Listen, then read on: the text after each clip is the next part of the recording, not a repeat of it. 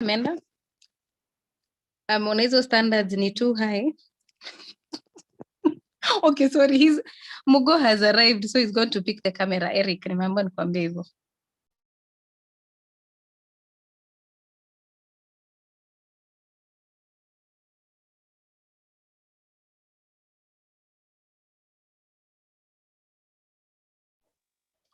Welcome, people, to Masks Off, people. We got this.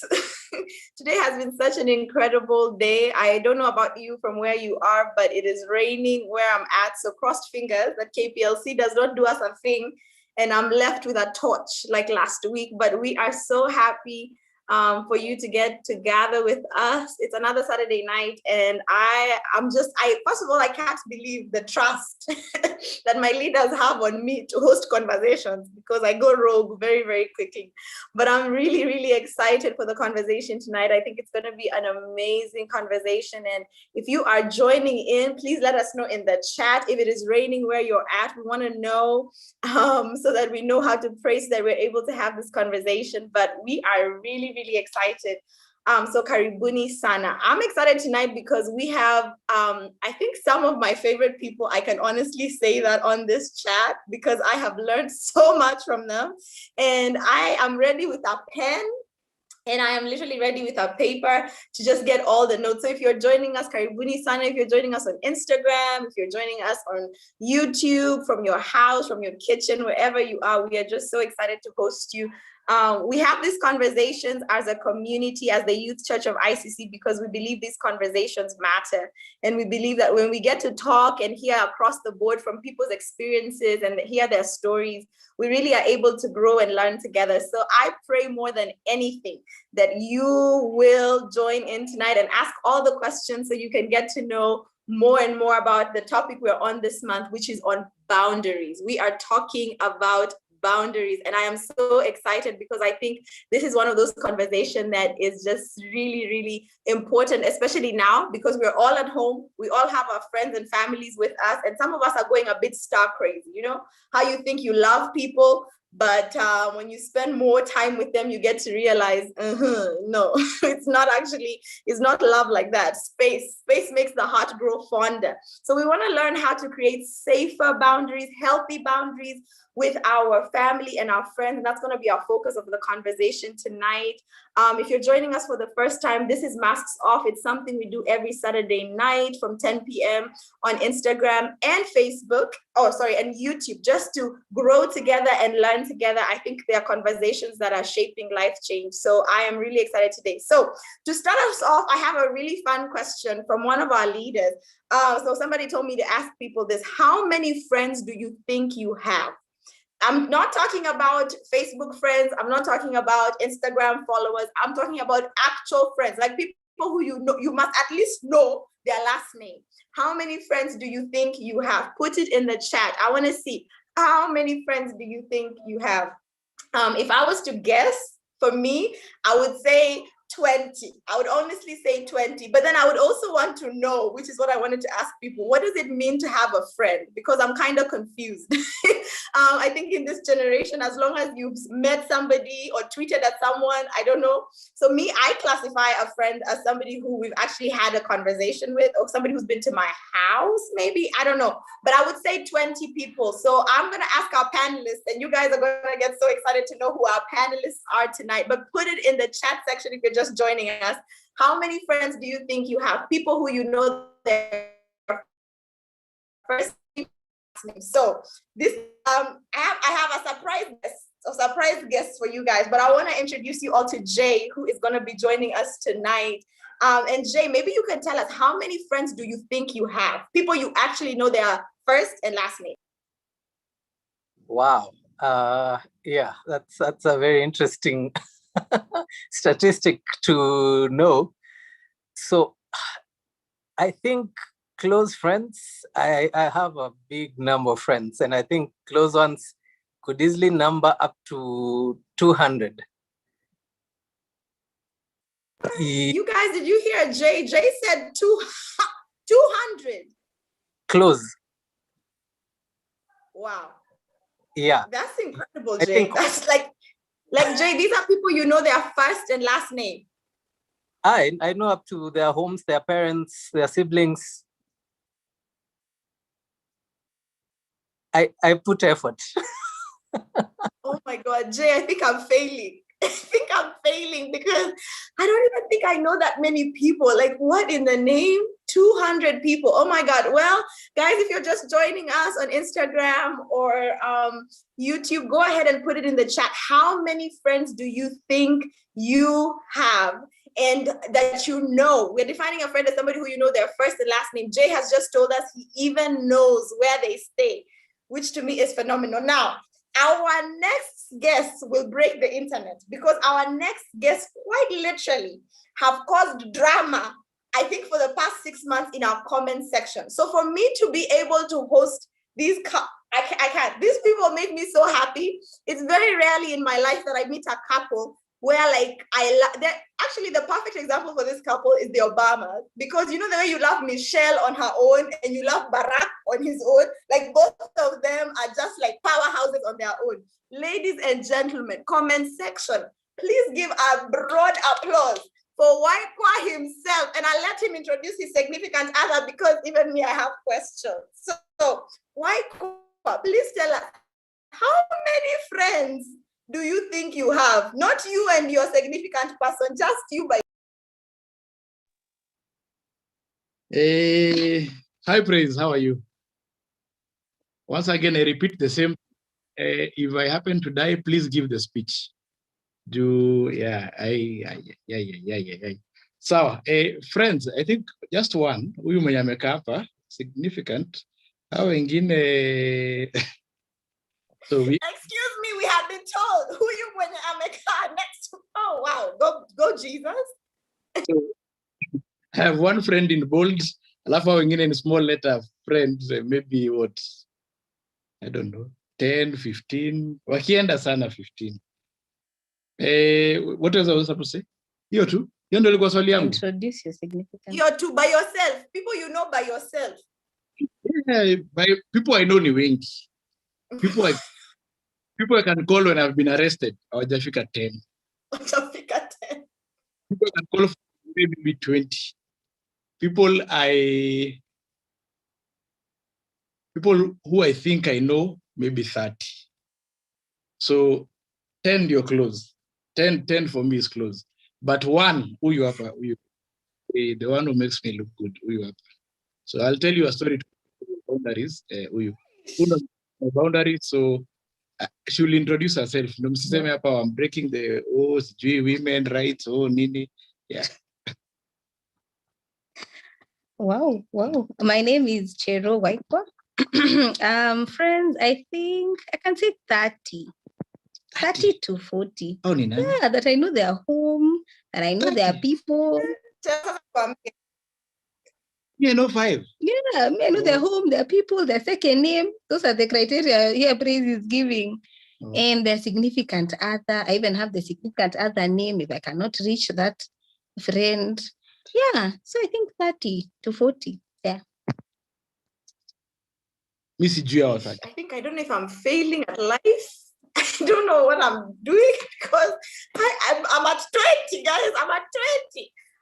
Guys, in the comment section, I see Waikwa, you have been welcomed quite phenomenally. Karibuni sana. Please, every question you've ever wanted to ask Waikwa, today is the night. Just put it there in the comment section. We are ready. We are ready.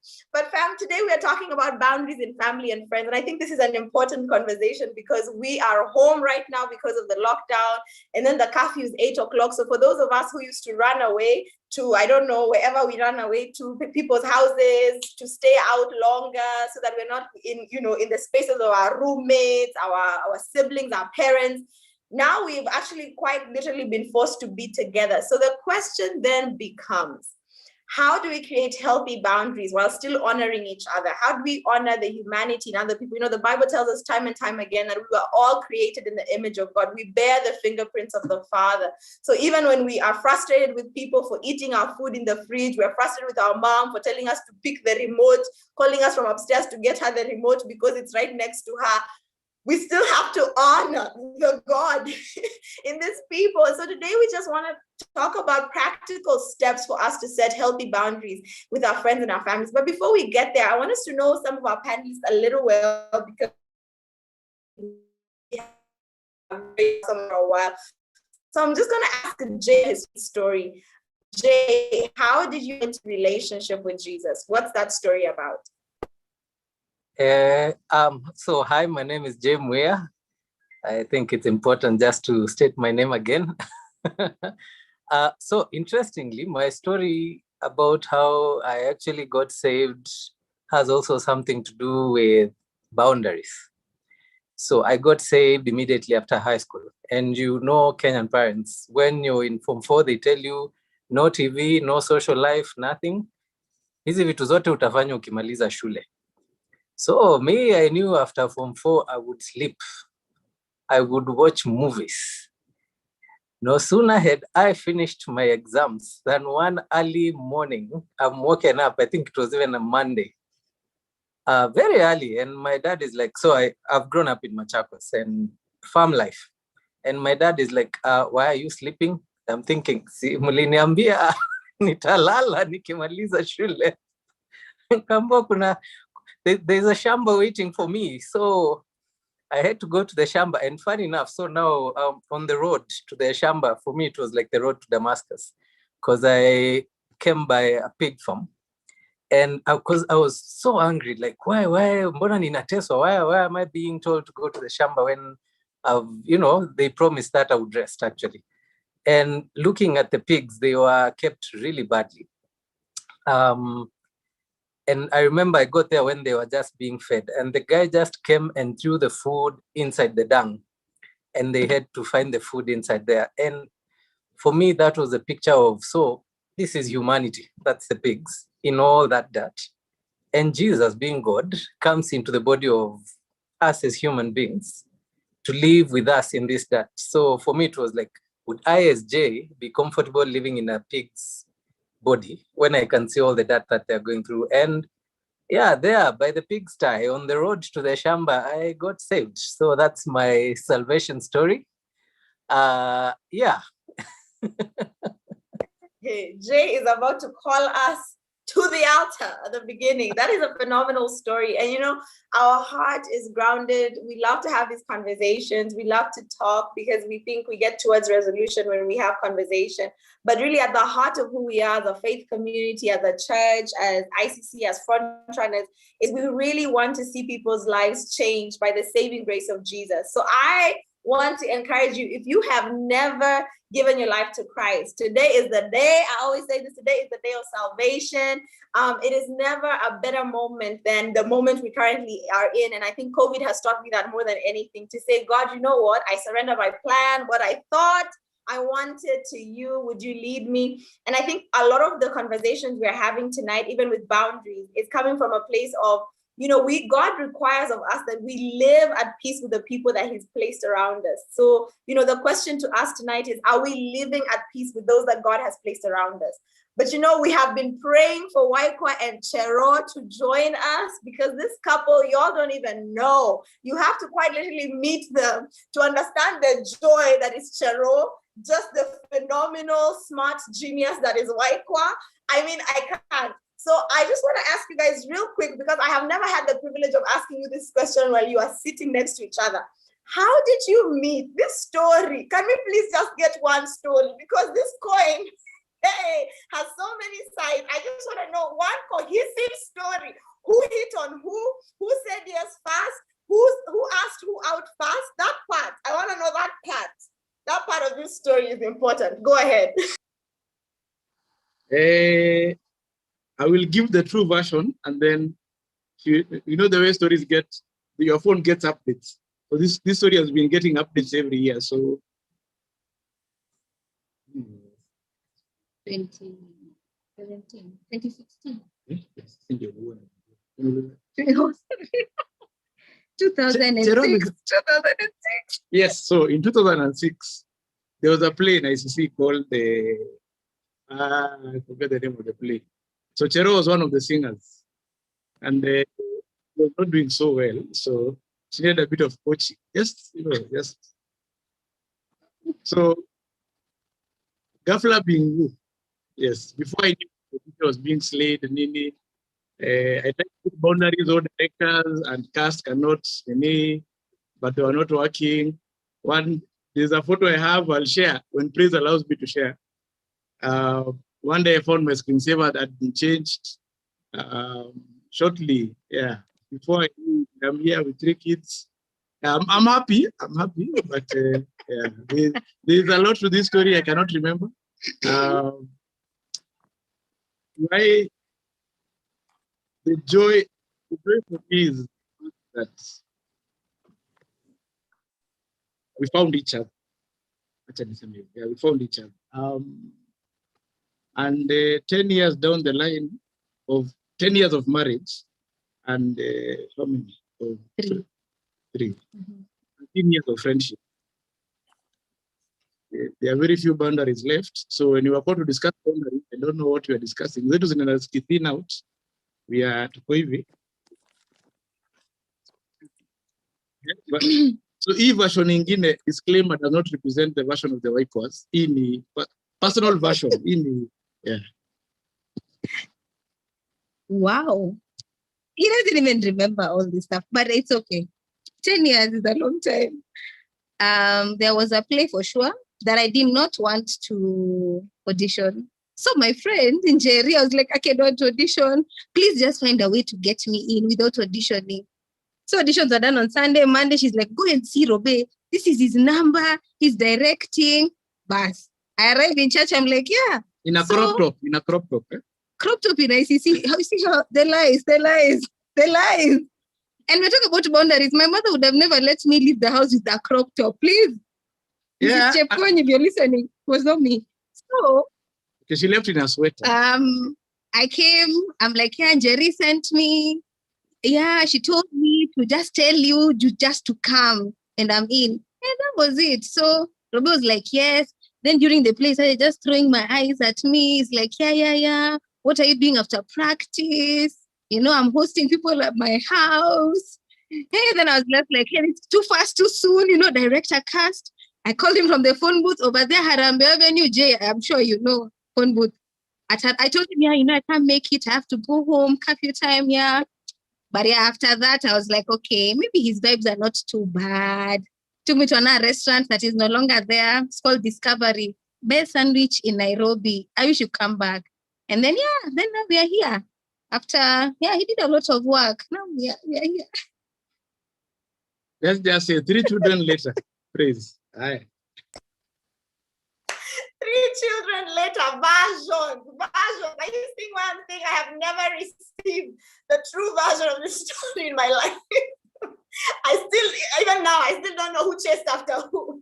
But the important part is that you have been together for 15 years, which to me is just wow. I don't know how many of us, of the friends we talked about at the beginning, have been with our friends for that amount of time, especially in this day and age where we like to cancel each other. So Jay, as we get to talking about boundaries and just trying to make sense of the landscape of friends and family, and some of us are in blended families, some of us are, are being raised by our sisters or were raised by our sisters. Families look very different. We're in single parent homes. How do we create and maintain boundaries with our parents, specifically our parents? And how did you do it in your time or currently? Specifically, if we're living at home, a majority of us are still living home with our parents and are still required to respect and honor them. So how do we go ahead and create and maintain healthy boundaries with our parents? So I think I'll start by just stating that after university, I stayed a bit with my parents. And then when I got a job, I moved out. But then due to some bad or interesting financial decisions, I had to move back in. Kuna mali nilichoma pesa, so I had to go back home. And it was a very difficult time because you've already left, vitu zako zimegawanyishwa, kama Yesu akiwa msalabani nguo zake zikigawanyishwa. Anyway, so the dynamics then change, because now here I am, an adult living in my parents' house. And I think there are a number of things that I came to realize. First, values. Parents value values. In that, if you're living with your parents, whether you're from, I think from the age of 16 onwards, as in an age where you can make your own decisions, it's good to have very clear and good values, because otherwise mutakosana, as in mutakosana sana, and no one is going to respect boundaries of a person without values. I mean, as in, you have to have value. For us, ni nyumba za Runda ndio zinakuanga zimewekwa fence kubwa na electricity na kuna guards, si nyumba za sitataja huko kwingine. So whatever is valuable is really protected. That's the thing about boundaries. So for me, I think the first thing I would say is have values, as in have discipline, have honor, have respect at home. Do what you need to do. Help out at home. You don't need to be woken up to do house chores. Just do what needs to be done. 2, if you're making any amount of money, chip in, buy shopping, pay bills, do something about it. Basically, be honorable at home. Because then you'll have values which people will start respecting. So I would say that's the first and main and major thing that I think as a person or as yourself living with your parents, you need to start cultivating before you even start talking about, oh, you guys, I have boundaries which I need to be respected. So yeah, that's what I would start with. I think I'll share more as we continue. I love that. Thank you so much, Jay, because I think that's so true. If we don't find something that's valuable, it's very difficult to protect it and even stand up for it. Yoba's in the comment section is so happy to see Waikwa here. And he says, no one will respect boundaries of someone without value. So just echoing what Jay is saying. So Waikwa and Charo, when you guys got together as a couple to form a family unit, you came from 2 very distinct households, right? You were raised differently. You all had very different ideas of what family looked like, very different ideas of what, what your favorite food was, your favorite colors. I mean, really the things that we don't think matter, but when you live up close and personal with your friends or with your family can really start to get to you. And so how do we start to unlearn certain habits that maybe we've picked up from our family and our friends, specifically our family or people that have grown, kind of raised us that are unhealthy? How do we start to kind of undo some of those parts and thought processes? And then how do we choose which ones to pick up and hold on to? Specifically right now, as we are in COVID, somebody was off sugar, but maybe they're back in a household where we take sugar and we take milk, and you're trying so hard to watch your waistline and it's not working. So, beyond even that, how do we just learn what things to let go and what things to carry forward with us into our friendships and our future families? I think picking up from where Jay is one, for me, I've come to learn one, if you don't know yourself, then there is no, what boundaries are you creating? If you don't know how far your shamba goes, what are you fencing? So what is this you're protecting if you don't know yourself? And then I think secondly is a statement that you don't know you are black until you move into a white neighborhood. Okay, you are comfortable in your own skin until you move into a black neighborhood. That's when you realize, I am different. So until you start living with other people, that's when you start realizing, oh, this habit, not everyone does it. Oh, and then if you don't go back to point number 1 of saying, this is who I am, then you don't know what to protect, what to keep, what to lose. Because at the core of placing boundaries is knowing what you're protecting. Because boundaries are set up to protect something.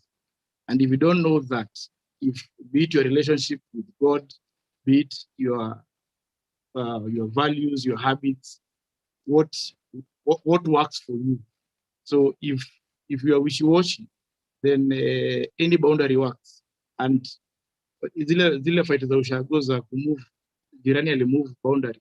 Kama hujui kwako ni wapi, it will always be moved. So I think the first step is just knowing who am I, what do I stand for, and then from there, then you can go into the second question where Praise is asking, what do I leave behind? Because you are now in a new setup, you're in a new relationship. What do I leave behind? If I didn't know what I had, then I don't know what I leave behind. But if I know what I have, then I know what I can leave, what I carry forward, because we are different. I think for us, one umetoka tribe mbili tofauti. Well, at that point, yeah, ilikuwa hivi. Umetoka ODM and yes, other party. that other one. Yeah. Yes, that other. Alafu kama everything is different. I remember one time visiting at Nyachero and they eat malenge. Yeah, pumpkin and ugali. Yes. Yes. So the pumpkin is the stew. Very, very delicious. Yeah. The pumpkin is the stew. Nikajiambia, "Yeye kuji kwangu, hii Mungu nisaidie." So, but then is it a fight worth losing the relationship over? So, bado sijakula pumpkin na ugali kwangu, but so there's hope. But the point is just knowing what exactly do you stand for and what exactly defines you, so that when you're letting go or learning new habits, you're learning them based on something you already know. Yeah, also, I think it's even somewhere easy to start. You pick out first what you didn't like some of the things your parents always have the best intention, but there are some things that you didn't like. And you're like, okay, this is a good place to start. This one I don't want. This one I don't want. Okay, what do I want? Then you start saying, this is what I want. I want a family that looks like this. I want a parenting style that looks like this. This is what I want to communicate. I think that will be very important. If I can give an example, like, the way you need to name your children after your parents, it's a must. And I think for me, it was a conversation, but I was like, one, I don't want my Kalenjin heritage to be disappeared, like they'll be saying, back in the day, I had a grandma who was Kale, in the 60s, in the 2000s. So that was very important for me. And that was something I communicated earlier on, even before we got married. It was almost going to be a deal breaker. I was waiting to see how it's going to respond. But yeah, and that's why our kids have all names, which was important to me. So it's just what you want to have, and then you communicate it clearly. I think from there, you're able to start a conversation. For me, that wasn't a deal break on me. Provided I name my mother, I have peace for the rest of my life. So the rest. Yeah, so we just removed the first name, because even me, I knew I want to go visit my in-laws and we are happy. I know Robert is a firstborn, they are looking forward. So that's not a fight I want to start picking with my new family that I'm coming into. So I'm just like, yeah, we will pray and we will cover our children. So let us take one name and then let's pick a Kale name and then we move forward and then everyone is happy. Yeah. I love that. Oh my goodness. So much wisdom, right? The fact that boundaries protect what is sacred, right? Like if it's worth protecting, then it's worth setting up a boundary. And I think in this day and age, it's easy to think that boundaries are petty, that people are just being difficult when they say, hey, I don't want to tolerate that, or I don't have time or space for that. And I think that is wisdom beyond wisdom. And even just the release, I think the permission for a lot of us to let go, even of things that we've learned in our faith communities, in our church spaces that might not be healthy, for just that permission for us to relinquish some of those things. I think that is really, really important. But I'm wondering what happens when we've been in a really tough relationship with our families and our friends, whether that is we have been raised and we fear saying the word no. A lot of us have been raised practically in our homes where, honoring your parents looks like when they say jump, you jump. You don't question, and questioning oftentimes looks like you are being rude. I don't know if anyone else can relate in the comment section, but just there's so much truth in just how we've been raised and socialized or cultured to be. So I want to ask you, Jay, in your personal story with your family, with your parents, you have children now. How have You said no or set a boundary specifically with parents, but also maybe with friends who've been with you for a very long time, when you're afraid to hurt their feelings, or maybe it's an awkward conversation? How have you set those boundaries and started to embrace the word no? I don't have time for that. I can't be on this Zoom call. I need to sleep. And is it practical in this culture? Is it practical for us to think that we can say no to our families, especially when we're living at home with the honor code we have? So interestingly, I think by the time even I was getting to 200 plus friends, it took a lot of me not being able also to say no. As in, I think I would be there for everything, for everyone, a lot of times. And I got into a lot of burnouts and stuff like that. But even just starting from the home setup with parents, I think after a series of events, even with my extended families, I came to a point where I got really tired. And yeah, I got that burnout. And I started conversations about what I'm able to do and what I'm not able to do. As in just learning that no is a complete sentence that does not need explanation. And I think that's a mantra I keep repeating every time. And anytime I say no, and someone asks me why.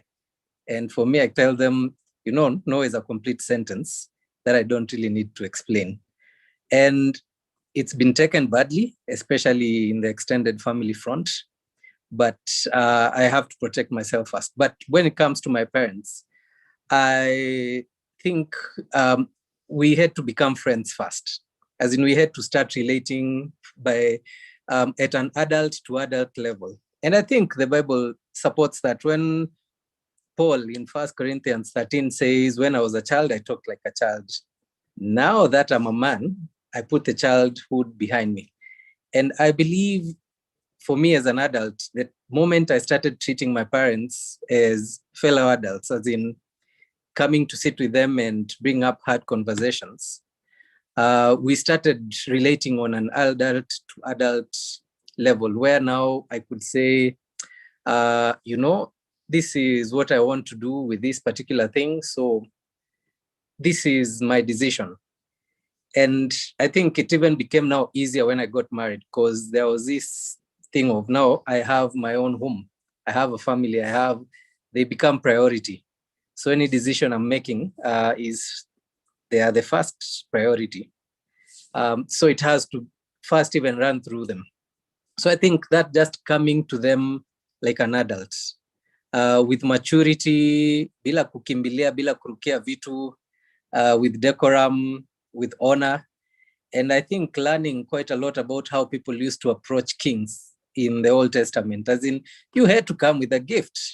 It's just good manners, as in if you know you're going to bring a hard topic with your parents or do something that's against your wish, beba chondo, boss, as in just come bearing gifts.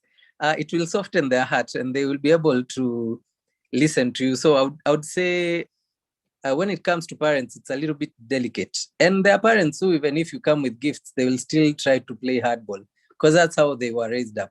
You have to understand also, they lived in a different era, and some of them might find it very hard to get out of that type of disposition that they are in. So you have also to give them time, but do not relent. As in, hata kama roho inapiga aje, wewe amua, hata kama utaandika on a piece of paper, this is what I'm going to say. Because sometimes you will say, I'm going to say, then when you get there, you're like, hey, everything disappears. Just purpose and have tact and be respectful and have honor and go there as an adult. That's what I keep repeating. Walk to them as an adult. Yes. I love that. Especially the part about not relenting, because I think more than anything, our relationship with Christ compels us, or should compel us, to be at peace with every single person. And that involves our family and our friends. And even in situations where our family and our friends, like Jay is saying, your heart is literally beating in your chest. You're like, hey, a sufuria might be thrown in my direction, a remote, a mwiko, something might just be thrown in my direction. But I think sometimes these difficult conversations are a pathway.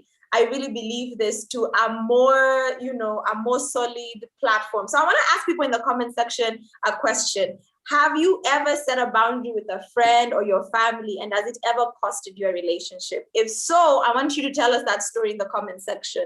Have you ever set a boundary with your friend or with your family, and has it ever costed you something? So have you ever told a friend, no, I will not go to that, I will not do that, and has it ever costed you something? And maybe Waiko and Chero, you all can answer. Have you ever set a boundary with a friend or a loved one, and has it ever costed you something? And then maybe you can just talk about what happened in those moments where it costs us something, to set a boundary, whether it's about where I will go or not go, what I will eat or not eat, whatever that boundary is.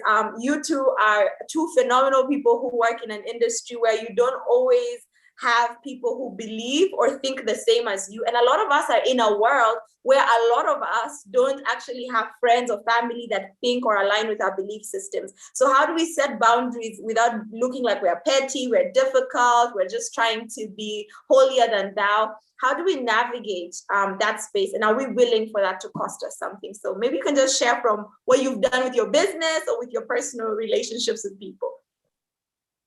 Well, I think like when we were getting married, it was very, let us say, it was very feisty on my side, the side of the family.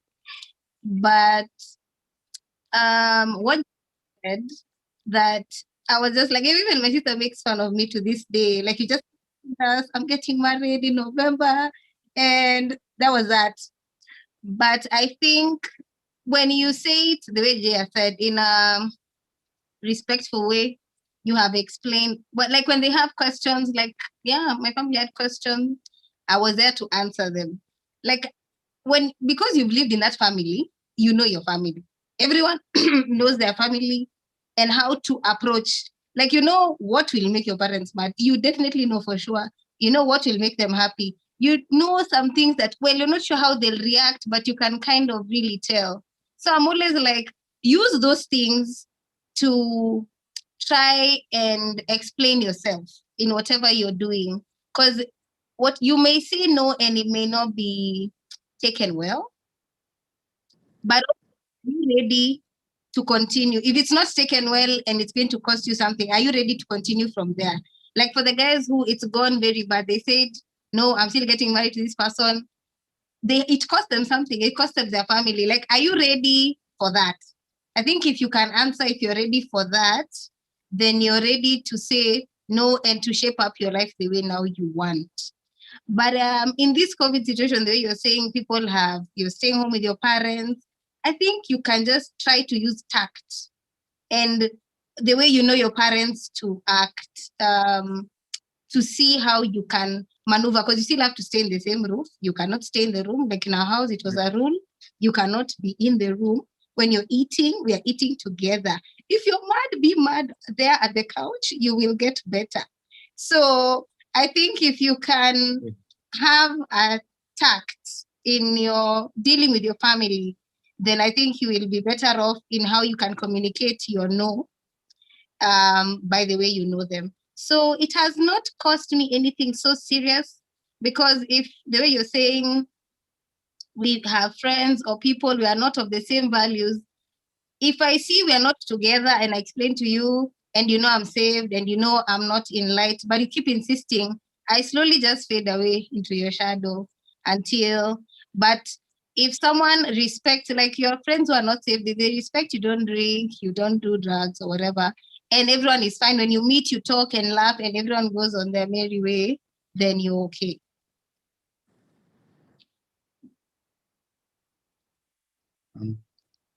Wife yangu ni mdeep, mpaka nimepotea. So yeah, ni deep.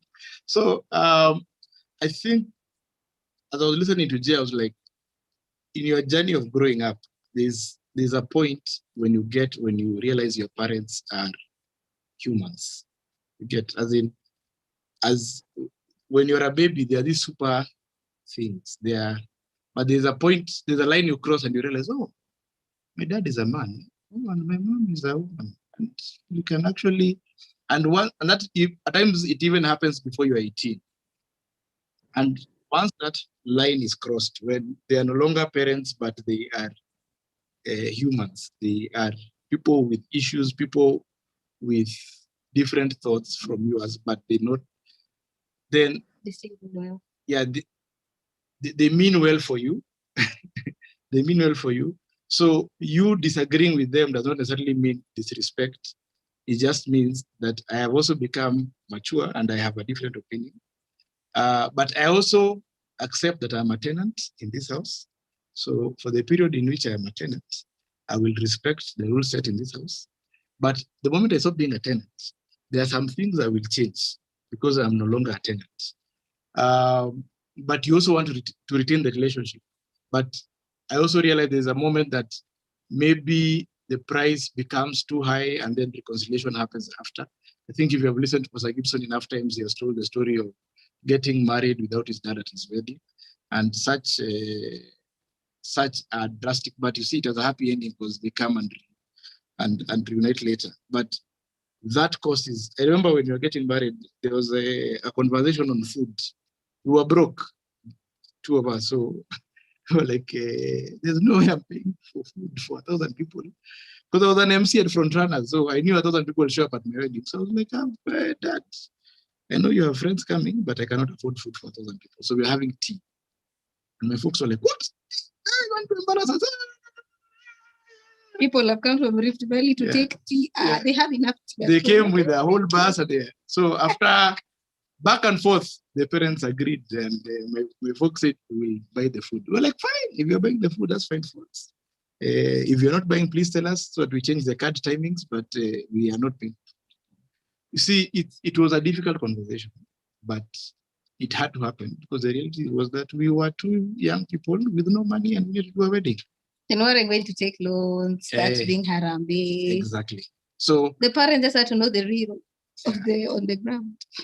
So I think, and those things keep on, the earlier you set the boundaries, the more they keep coming up. And these conversations always keep coming up. When you get your kids, as Chero was saying, you naming them, which school they are going, what age are they going to school, school versus you're taking them to public school, or you are, whatever it is, even your first car, the color, they want to contribute to that car. Not are you a member? Sasa, actually. Anyway, that's it. Oh my goodness. No, I love it because I think what's so important is to realize that if we relent on setting strong and healthy boundaries, that when bigger decisions come where we have to stand and set stronger, healthier boundaries, it's really hard to start something when you don't have good, firm, solid foundation. And I just love how you all are sharing really practically. In the comment section, mumewasha moto. Some people are saying, Kumbe, it's not Waikwa who always types those healthy, fiery captions. Kumbe ni Chero. You're basically saying African mothers, you can say no, and the next thing you see is a red slipper being thrown in your direction. And then HI is saying it's really true that when we are young, we think our parents are superhuman and know everything, but it's really important to honor and to accept that they are human beings as well who are flawed. So we're just learning and we're growing together. And more than anything, I pray if you just joined us, that you would put some of these conversations to practice. Some of us have been avoiding our parents. They come upstairs, we go downstairs, or there are friends who walk down the street on one side and we are quick to act like we didn't see them and turn around. That is unhealthy. That is not healthy, people. Let's either figure out if we're going to have the conversations this week. Let's ask God to convict us throughout this conversation so that we can actually become better and stronger. Jay, I'm going to ask you, how do we initiate? How do we start the conversation? You know, somebody in the comment section, I think it's Brand Macharia, who's saying, you know, when we say no or set a boundary, we need to give people time to process our boundaries. We also need to ensure, if it's our parents, that we give them just a moment to catch up with the fact that maybe we're no longer children. But how do we start that conversation? How do we start the conversation with someone and say, look, I no longer am willing to engage in these ways. I know we used to do cocaine together, but no more. you know, or I'm no longer willing to be, you know, at this place with you. How do we just initiate those conversations, specifically with people who we feel like will take it in a negative tone? How do we just start? Where do we start? Tell us, just practically, where do we start with this conversation? You know, for me, I usually say the best way to start any conversation is with questions. And not questions concerning you, but concerning the person you want to have a conversation with. Taking the example of like Jesus with the woman at the well, it was like prodding to know more about her.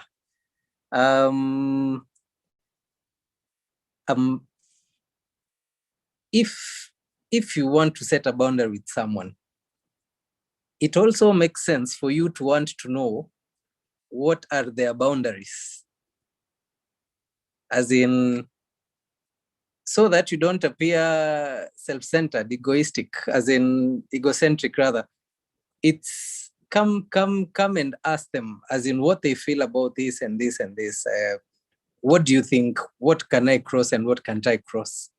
And that will bring up a conversation where you'll be able to say, now, on my side, I feel this is what I want. This is what will make me a better person or a human being. This is what will protect my values. This is what will take me forward. And I would prefer if we related in this particular way.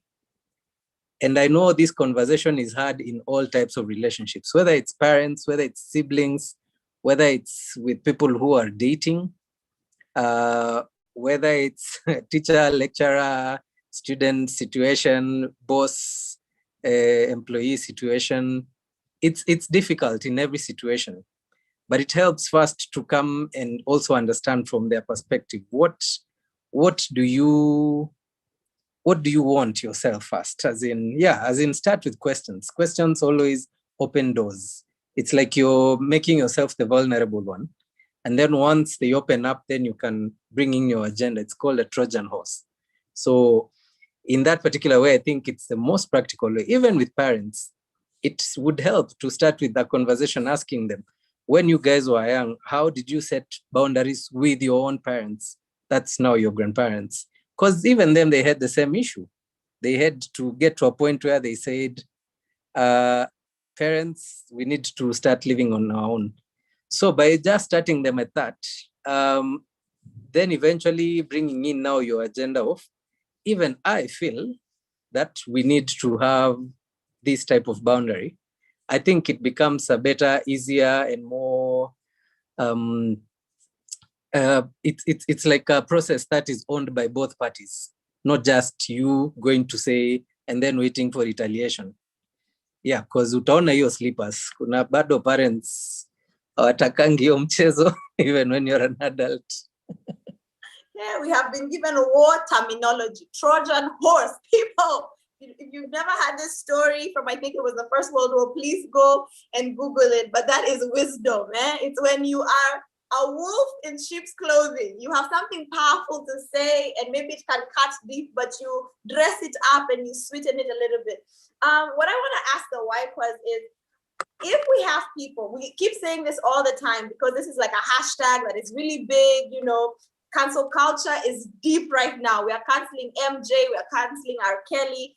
And, you know, some of these people rightly so, because, you know, they have made mistakes, but within the church culture, within Christianity, within following Jesus, we are not allowed to cancel people because God says we are to give grace, but we still need to set boundaries. So what happens when we have friends or family that keeps stepping on our toes when it comes to, I said, I don't want this to happen at my house, but you keep coming with this story? You know, what happens? When do we draw the line? When do we draw the line in the sand and say, okay, I'm done with this relationship? Or can we not, especially when it comes to our family? So maybe answer that for us both with friends and families. When do we get to say, after a boundary has been crossed repeatedly, when do we get to say, hi, Sasa, we're out?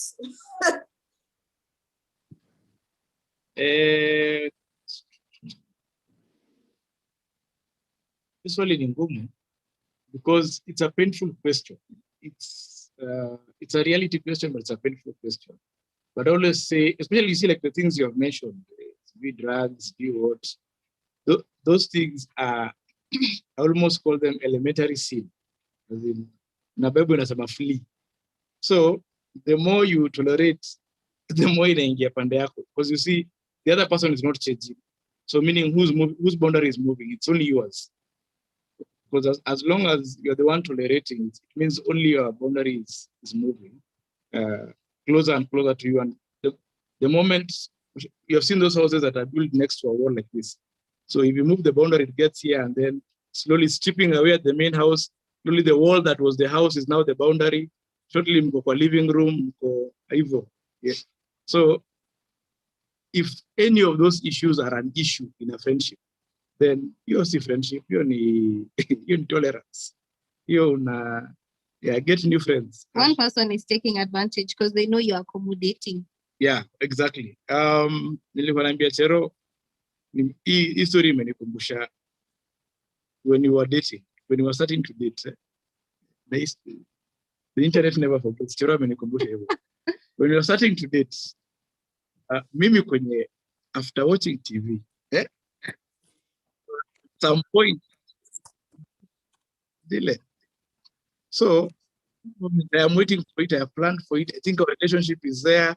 The I love yous are paid. You know, they come, you are there. After all, I only know Jesus. Easy, where? So,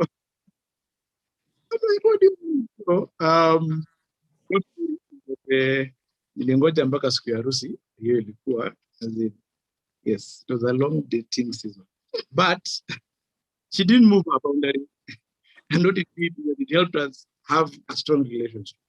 I would have chosen to walk away if I didn't think it was valuable enough to keep. Okay, but I made a decision that this boundary should be respected, and by respecting that boundary, it helped our relationship. And even now, when we are bringing up our kids, we have a story to tell. So, and I think that's because people will always try to change you. That's the reality. And the reason they're changing is to accommodate themselves. Rarely do people change you for you. Hawa watu si wengi, watu ni kama watatu. It's just your mother and like 2 other people that will change you for you. Most other people want to change you so that you can fit into their world. And if that does not go along with what God has said in his word, then it's not worth it. And I can tell you, after a while, you realize they fall off. So you stand your ground.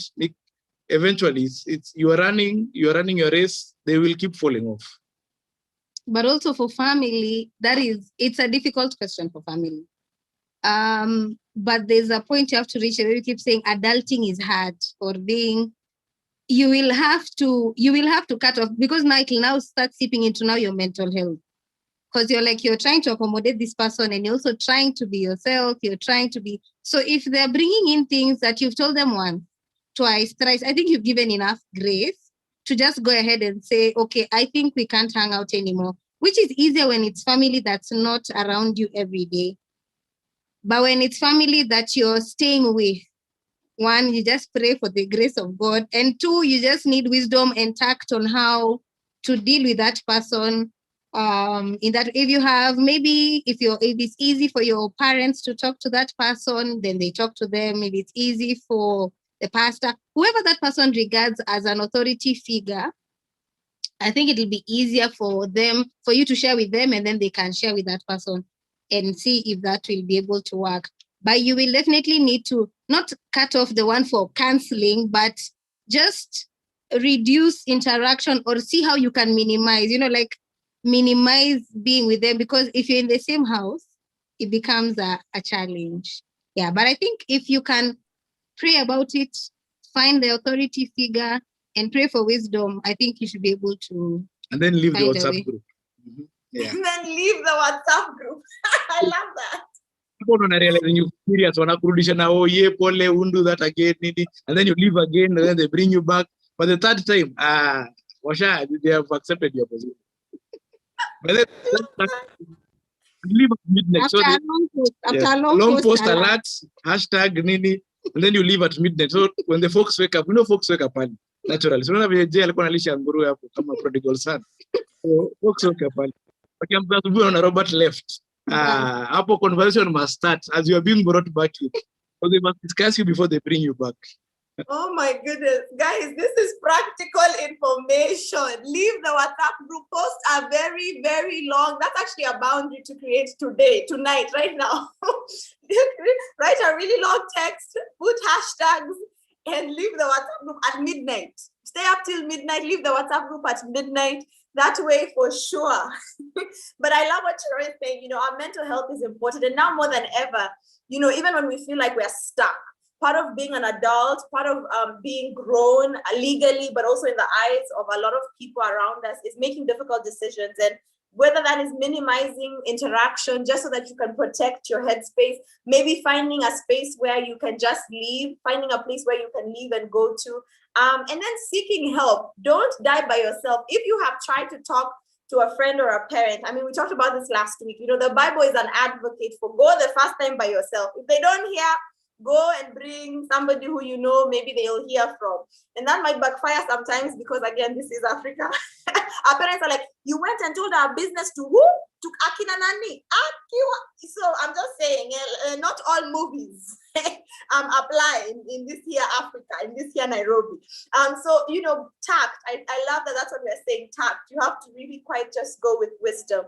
So what I want to ask you guys now, because both of you guys are in married relationship, the Waikwas and Jay, is how have you ever had to tell your spouse a difficult something, specifically when it relates to boundaries? Have you ever had to set a boundary or say, you know what, I need me time, I need space, I need to go on a vacation without the children or without you? And I think that will help us kind of structure how we should have difficult conversations, because any conversation, when you have to set a boundary, for a lot of us, we set boundaries after something has happened. So we don't, these are not conversations that come from the beginning. Some of us are really reactive as opposed to proactive. We set the boundary after something has happened. So Jay, have you ever had to tell your wife, and your wife is beautiful, have you ever had to tell her something difficult, and how did you prepare? Because right now we're talking about all these big grand things, but practically, do we need to, take, I don't know, poison? What are we drinking before we go before people and say, Jesus, I need you to hear me. Talk to us, Jay. Acha kwanza nikwambie why pastors' kids are usually wanga wameharibika and they rebel against church. It's because what they hear their father preaching versus what they know their father does at home are two different things. So what my wife knows about me versus what she hears me saying huku kwa mitandao, hata saa zingine maybe anashangaa, hey, boss, hizi vitu unasema. So the thing about setting boundaries with spouses, it's hard. And it's a very difficult conversation. And I think we had a bit of a struggle in the first 2 years of marriage, as in trying to figure out as in exactly what they are. Funny enough, for my wife, she was very clear on her boundaries. And I kept wondering, as in, why have boundaries in marriage? As in, actually in this case, I was the one who didn't understand the whole thing about boundaries and stuff like that.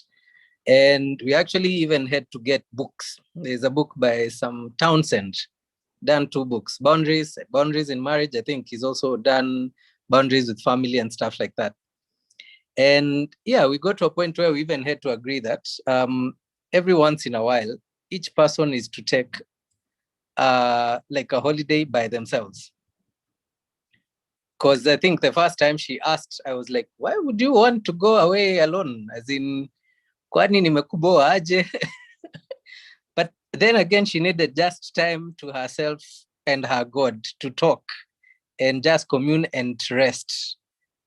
So it's needful, and more than just even time out. Because for me, yes, I think every week I go to somewhere like either Karura or Arboretum and just take a walk in my own quietness and just get into my thoughts and stuff like that. And they know that, she knows that, and she respects that. So in a way, that's in terms of just finding a sanctuary where you're alone with God or you're just alone to your thoughts, that one we've already established. And I think that one is not even as hard as boundaries concerning money, boundaries concerning in-laws. Those are even harder because at the end of the day, all my life, I've grown up with my parents. All her life, she's grown up with her parents and her siblings, and I've grown up with my siblings. So coming to a point where now we are setting boundaries in terms of, I don't think us relating with maybe your dad or your mom this way is okay for both of us. It's a very difficult conversation. Or getting to a point where we are saying, I don't like the way you're spending money. On one hand, I'm personally trying to save the family money. You, on the other hand, seem to be a spendthrift and stuff like that. It's my personal example. I'm a very big risk taker. My wife is very cautious with money. So even in those first 2 years, as in there was a lot of strife because I'm here thinking, why can't we buy this or invest in this? And now she's thinking, this is treading on thin ice. So we had to sit down and have very difficult conversations about very many boundaries, financial, communication, even with friends outside there. I mean, if front runners, I would go out there and greet around 50 people.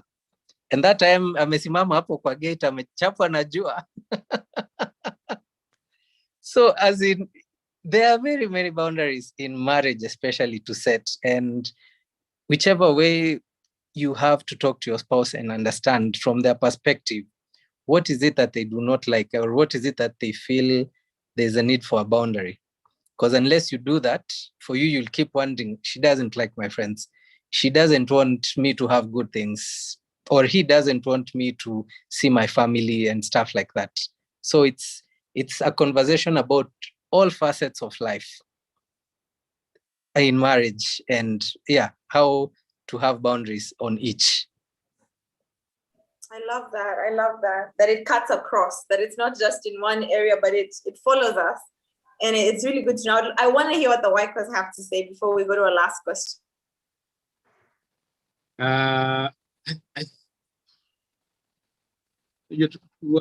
What is our me time? Tumesikiza je wenye ni mdipa hapa tukarealize wewe Karura. The last time I was there was for a wedding. Me time is when you say home from work, Pajam. Yeah, my me time is in traffic. Laugh about kwa parking a few minutes before the kids start shouting. So that's but I think if you are, because we all have our cycles of life day, as in unajua, I know how Chero's day is. So on days she's going to work, we come back tired, just want to sleep. And I don't think me raising a difficult conversation then we can make any progress. But I also know that Saturday and Sunday are laid down days, are easy. But for me, Sunday, if I'm working, then it's a difficult day to have, because I get home, I'm tired, I just want to sleep. So you tend to realize, Umsaki on a ball, it is in me time. Yes, you might be watching ball with the kids, but it's me time. I'm just zoned out. Yeah. And Tero goes to the kitchen. Yeah. She's cooking. I'm baking, please. I'm baking. She's Give baking, yourself other things to do. And she has put a crime podcast. Too much. She has put a crime podcast. I'm just hearing people being killed in the kitchen in the US. They were also all crimes also. And in the sitting room, someone is shouting about goals that are being scored, people who don't care about me. But the truth is, those two parallel universes in the same house bring peace, and allowing for those moments bring peace. And even when you say having difficult conversations, it's all down to, is it a conversation one worth having? Is it about my insecurities, or about something that will actually help Chero or help us as a couple? Because at times, those conversations, we raise them because of our own insecurities. Be it money, be it how we are raising kids, or so those we raise because I always believe raise it because it has a mutual benefit to both of you. But if this conversation has only benefit to one person, as in I'm asking Chero to I don't like the way, I don't like you having dreadlocks because men will stare at you and say you look good. You see, that's an insecurity for me. You get? Yeah. So it has nothing to do with that. It does not help my wife in any way. So the person who needs to deal with himself ni mimi. Nikubali niko na wife suku. So ni up game yangu. Yeah. So just choosing what boundary to cross or choosing what conversations to have should always be based on what's the end goal of this crossing of a boundary. If you don't have an end goal, if you're just causing chaos, or you chaos your timeline up, at the times we comment for the sake of commenting, because you just know after this comment there will be chaos. But you didn't really, there's no good end objective to it. So in relationships that you treasure, there must be a good objective to it. You can't raise chaos for the sake of chaos in a relationship. And also, you'll find out about boundaries as you go. Whatever was a boundary was not a boundary in year 1. Okay, you didn't know. You'll find out in year 5, or you will find out. So I think just being open to learn, to continually learn the person that you're with. And I always say, this person, you should be for their good. They're your friend. Like, if it's not your spouse, if it's your normal friend, you want your friend to succeed. So furthermore, if it's your spouse, if this is a boundary, okay, maybe you don't even understand why it's a boundary. You can choose a good now opportune time, not maybe the time you found out and you want to ask questions and it's fire. You can choose another time and say, okay, I noticed a boundary for you. Hey, please, can I give me more information? What brought? And many boundaries also come from our background, how we were raised, what we have gone through. Probably you've not even shared with your spouse. Your spouse is just finding out. You're just like, hey, I didn't know, which you will find. Yeah, there are things that maybe you'll find out 40 years in marriage. You never know. So I think it's good to really be, if it's possible, in dialogue. You're two adults. Because I'm always like, we're two adults. We can talk it through. We don't have to shout it. If we have found out, okay, this is it, okay. So how is it working and all? But Ruby kuna boundary moja alikuwa navunja. Me, I am a sleep-in person. Saturday, I have had a long week. Ruby nasikia, babe, umeamka 7:30 a.m. on a Saturday. Me, I used to wake up earliest midday on a Saturday in my parents' house. I am a hardworking man. Ruby anaamka 7:30 nasikia tu masufuria, which means wake up. But then I was just like, yeah, I have to understand, you are happy, you're excited to be together. But now I've changed. Now me, I've become the morning person. So it just goes trying to accommodating each other best you can, making the person the best they can be, because you're growing together at the end of the day. Because why are you sharpening someone outside, not sharpening the person you chose to spend the rest of your life with, Yeah. Deep, Manchero, deep. Why are you sharpening someone out there and people in your own house you cannot sharpen? My goodness, this is incredible. I don't want to wake other people any longer, but my last question for you today is, in our current culture today, how do we learn to speak up for ourselves?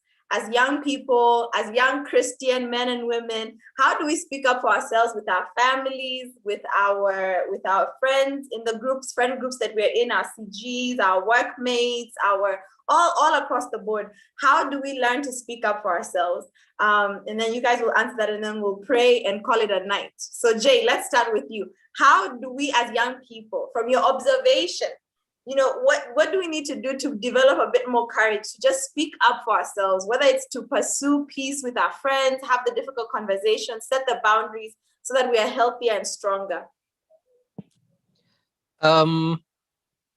So first of all, as in just going back from in the trail of the thought that I had started about create your own values. Then put out your values out there, as in speak about them. People will not know your boundaries unless you say them. And so the question now is, so how do you say it? And I'll even go back still to the Bible. When Timothy was being told that do not let anyone look down on you because you are youth or you are young, but be an example. And starting with in faith.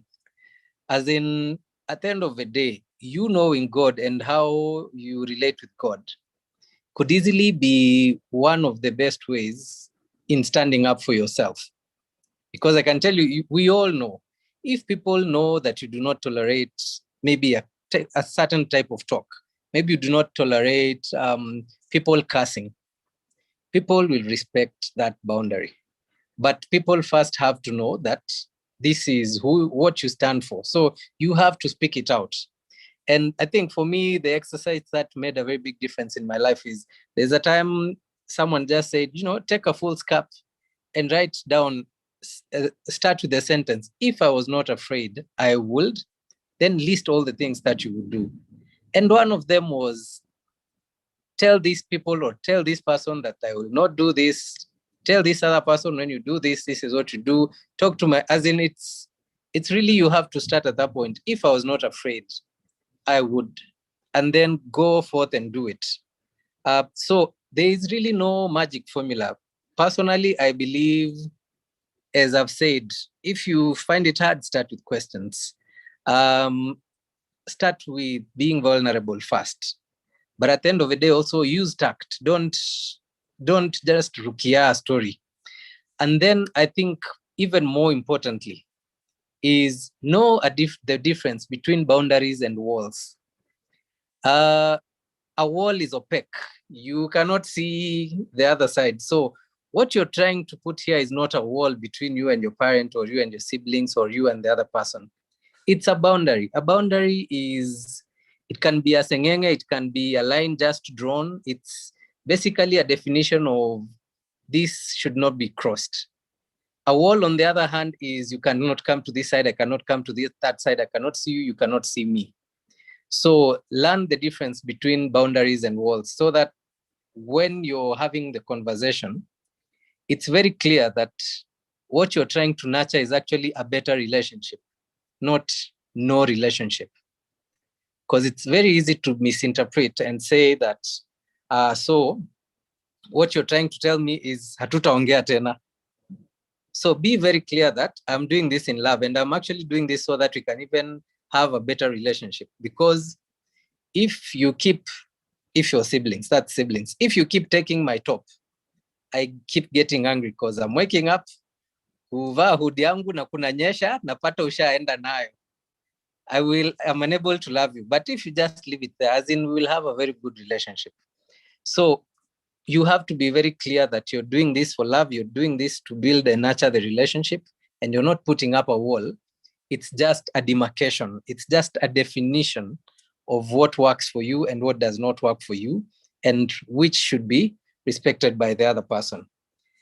And to finish, because I think this is the last word I'm going to give. Jesus had issues with his family too.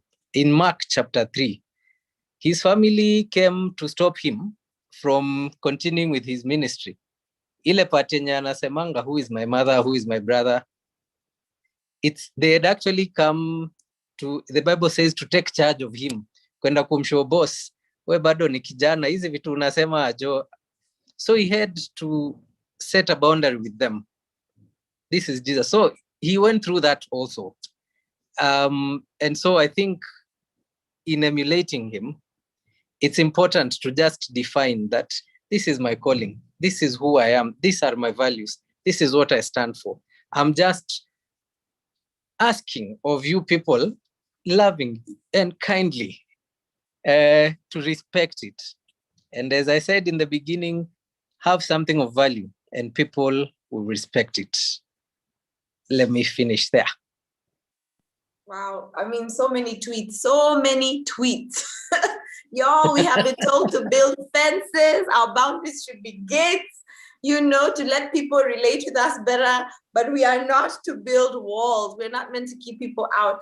Because maybe the last word from you guys would be, how would you encourage us? What boundaries would you encourage young people today to have with their family and friends? What boundaries would you encourage young people to have with their family and friends? I think as you grow, mature in your boundaries.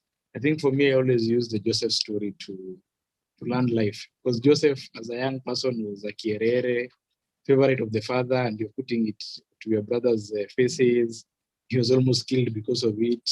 He sold into slavery. So he didn't know his boundary with his brothers. He didn't know how far he's too far with his bros. They tried to kill him. After that, he's with Potiphar. But there he knows his boundaries. He's like, this mama venye anakuja, hapa kuna boundary tutacross. He runs away. So, but you see him evolving to the point where he can forgive his brothers later on in his adult life. So you can see emotional growth. And I think for me, boundaries are things that, because you will always be in new environments. And as Chero was saying earlier, your background affects how you perceive things. So just when you think you're figured out family, you are cast into a relationship with someone who has, you love them kwa roho, unasikia roho inataka, lakini tabia azipelekani na zile ulikuwa brought up with. Yeye anachanga vyombo sitting room na wewe umekuwa brought up ya kupeleka kitchen. So uko, shida ni mimi ama shida ni hizi vyombo ama shida ni huyo mtu. So and then when you're just figuring out that relationship, you get your first job, and suddenly you have a boss sitting on you, or you have, colleagues who don't finish their work. You have a group work where no one is submitting. You're the one who's always submitting, and then you realize, then I need to create a boundary, let it fail, and then we will figure it out. There's always a boundary you're figuring out as you move up in life. Then you get kids, you get married, you get kids, the line they cross, they don't cross. So you can't, what you need to do is constantly invest in your personal growth. That you're constantly defining yourself, you're constantly knowing that in this space, this is the person I want to project. And in this space, this is what I want people to know about me. This is how I want people to define me. So if you were to give people a whiteboard to define you, just ensuring that how you define yourself and how they define you almost align. So people don't think you are wishy-washy na kumbe wewe ni in your head you're born again, lakini to them wewe uko anywhere. So end of year party, everyone buys you whiskey, I thought I was clear. I thought the Bible on my table was clear. So anyway, yeah, it's the easiest way for me. Yeah, and it may be, it's easy to say know yourself, but when you're young, you think you know yourself, and then you grow up, then you're like, I did not know myself. When you look back to yourself of back in the day, but I think whatever you deem important as boundaries, like if you're saved and you're like, I don't take alcohol, you're in an organization that alcohol, by the way, is maybe even in the finance department, you're the financing the booze, but people know that this person, this is their boundary bus. So it may be hard to say which boundaries young people can to keep. I think the boundaries that you have set and you believe are important, find a way to communicate that in your daily life. I think that will be easier, because I find we have boundaries, but we don't know how to say them. So you have a boundary with your mother. Like, you can't tell her, like, you've just done your nails, she wants you to wash your dishes. You're like, I've just done my nails. You buy gloves. Yeah, but maybe you don't have money for gloves. But you see, if you have a boundary, or if maybe sometimes you want to sleep in, your mother is like, no, before I go to, I have to tell you 1, 2, 3. You can just say, maybe I find it hard to go back to sleep. Just try and really just communicate as a young person. Some may be taken well, some may be taken as mtoto, but you've been able to communicate, and people be like, oh, she doesn't like when you do this, she doesn't like, or he doesn't like when you do this. But just be able to communicate, and it'll be easy for people to know you than guessing. Like, you're mad now. Why are you mad? We don't know. The family is walking around eggshells. Your friends are like, aya, ni mimi. So if it's easy, if you know your boundaries, you don't have to know all of them, whichever ones you know, communicate them. I think it will make it an easier time with everyone around you. Wow, such wisdom. I really pray that if you joined us tonight, whether you joined us on YouTube or whether you're right here on Instagram, that you have had a notebook and a pen with you and just written some of this down, because it's been practical. Some of us in exactly 40 minutes at midnight should be exiting groups. There are groups you have known for years you don't want to be a part of. Waiko has just told us, it's literally, it's a war strategy, okay? This is literally war approved. At midnight, exit the group. When people wake up, tomorrow is Sunday, so they won't even check their phone because they'll be trying to watch church. They'll just see, so-and-so left the group. But we've been told before you exit, write a really long text. So I love this. Minimize interaction with people that you can't quite avoid, specifically family, and then communicate. Have values, because we only protect what is valued. We only create boundaries for things that are valuable. So I want to thank our panelists today, really from the bottom of my heart, for coming on board. It has been just phenomenal to hear from Waiko. You guys now have put a face to this, I don't know what to call him. He's like our court marshal over here in the comment section, I'm telling you. Just the Pelekas are so fast. But before we go, I really want to encourage you tonight. Some of the things we've talked about in your, depending on whatever situation you're in, could be difficult.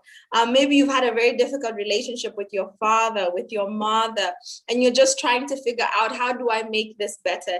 And you know what? We may not have touched on that tonight, and we may not have the answers for you, but we want to create space here in the end and just lift you up to Jesus. We want to lift up all our relationships, because guess what? Everybody's in a relationship, okay? We're in relationships with our siblings, relationship with our bosses, relationships with even our gatekeepers, our housekeepers, our friends, our family, and God requires of us that we are at peace. And so more than anything, we pray that this conversation has given you practical tools to live at peace and in a way that is honoring to God in all the relationships that you're with. So before we get off tonight, I just want to say a prayer for you who's watching us tonight and you're feeling heavy because you're like, you guys don't know how much I have tried to talk about this specific situation to my friend or to my family member, and it's just not working out. So we're just going to say a prayer so that you know that you're not alone, because we really do trust in the saving grace of Jesus. So let's pray together.